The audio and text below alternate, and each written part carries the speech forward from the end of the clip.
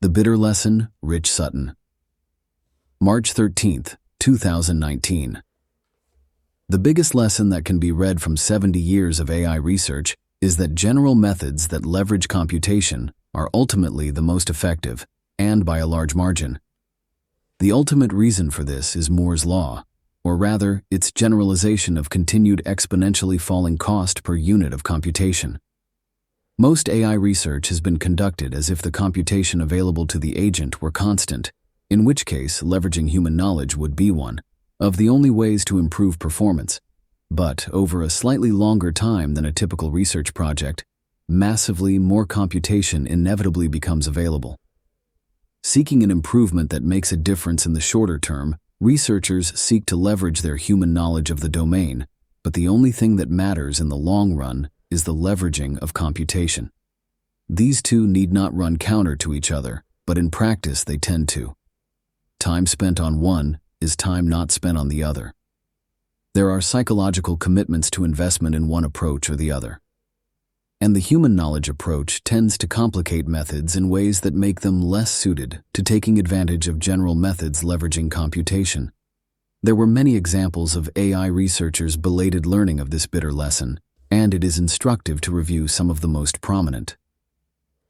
In computer chess, the methods that defeated the world champion, Kasparov, in 1997, were based on massive deep search. At the time, this was looked upon with dismay by the majority of computer chess researchers who had pursued methods that leveraged human understanding of the special structure of chess.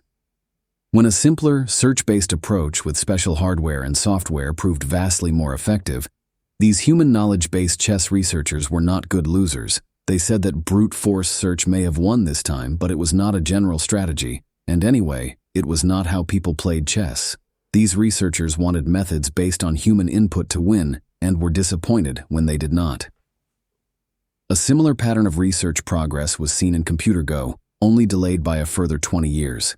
Enormous initial efforts went into avoiding search by taking advantage of human knowledge, or of the special features of the game, but all those efforts proved irrelevant, or worse, once search was applied effectively at scale. Also important was the use of learning by self-play to learn a value function, as it was in many other games and even in chess. Although learning did not play a big role in the 1997 program that first beat a world champion. Learning by self-play, and learning in general, is like search in that it enables massive computation to be brought to bear. Search and learning are the two most important classes of techniques for utilizing massive amounts of computation in AI research. In computer Go, as in computer chess, researchers' initial effort was directed towards utilizing human understanding so that less search was needed, and only much later was much greater success had by embracing search and learning. In speech recognition, there was an early competition sponsored by DARPA in the 1970s. Entrants included a host of special methods that took advantage of human knowledge of words, of phonemes, of the human vocal tract, etc. On the other side were newer methods that were more statistical in nature and did much more computation, based on hidden Markov models HHMS. Again, the statistical methods won out over the human knowledge-based methods. This led to a major change in all of natural language processing, gradually over decades, where statistics and computation came to dominate the field. The recent rise of deep learning in speech recognition is the most recent step in this consistent direction. Deep learning methods rely even less on human knowledge and use even more computation, together with learning on huge training sets, to produce dramatically better speech recognition systems. As in the games, researchers always tried to make systems that worked the way the researchers thought their own minds worked. They tried to put that knowledge in their systems. But it proved ultimately counterproductive, and a colossal waste of researchers' time when, through Moore's law, massive computation became available and a means was found to put it to good use. In computer vision, there has been a similar pattern. Early methods conceived of vision as searching for edges or generalized cylinders, or in terms of sift features. But today, all this is discarded. Modern deep learning neural networks use only the notions of convolution and certain kinds of invariances, and perform much better. This is a big lesson. As a field, we still have not thoroughly learned it, as we are continuing to make the same kind of mistakes. To see this, and to effectively resist it, we have to understand the appeal of these mistakes. We have to learn the bitter lesson that building and how we think does not work in the long run. The bitter lesson is based on the historical observations that 1. AI researchers have often tried to build knowledge into their agents. 2.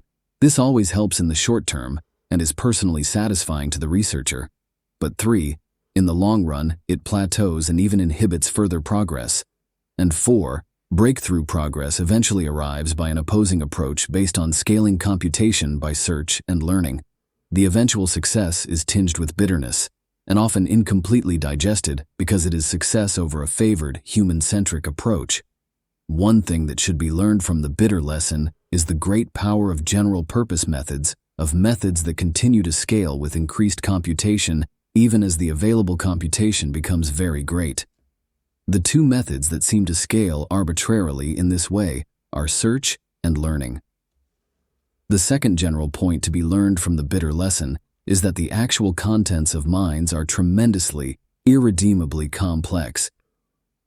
We should stop trying to find simple ways to think about the contents of minds, such as simple ways to think about space, objects, multiple agents, or symmetries. All these are part of the arbitrary, intrinsically complex outside world.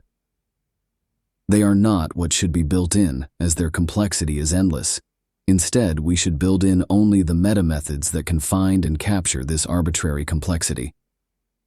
Essential to these methods is that they can find good approximations, but the search for them should be by our methods, not by us. We want AI agents that can discover like we can, not which contain what we have discovered. Building in our discoveries only makes it harder to see how the discovering process can be done.